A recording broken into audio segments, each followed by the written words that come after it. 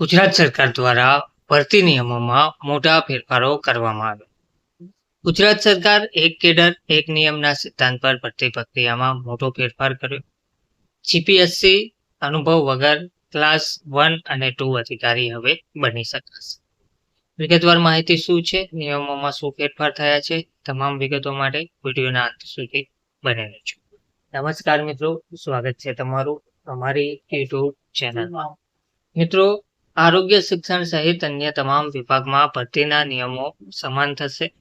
ગુજરાત સરકારે રાજ્યના વહીવટી માળખામાં વર્ષોથી ચાલતી જટિલ ભરતી વ્યવસ્થાને બદલવા જઈ રહી છે.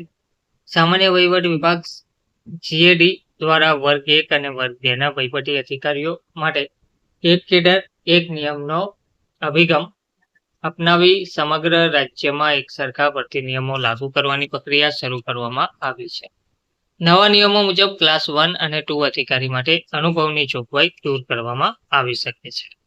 સ્નાતક યુવાનોને સીધો વહીવટી સેવામાં પ્રવેશ હાલના ભરતી નિયમો મુજબ વર્ગ 1 માટે 5 વર્ષ અને વર્ગ 2 માટે 3 વર્ષનો અનુભવ જરૂરી ગણાતો હતો. નવા પ્રસ્તાવ મુજબ આ શરત હટાવવામાં આવશે. પરિણામે કોઈ પણ પ્રવાહમાંથી સ્નાતક થયેલા યુવાનો સીધા જીપીએસસીની પરીક્ષા આપી વહીવટી સેવામાં પ્રવેશ મેળવી શકાશે.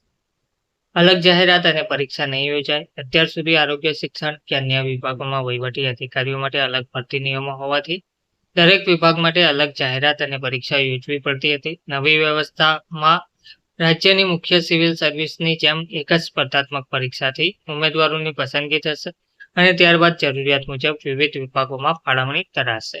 ઉમેદવારોને શું ફાયદો? તો અલગ અલગ વિભાગ માટે જુદી જુદી પરીક્ષા આપવાની જરૂર નહીં રહે.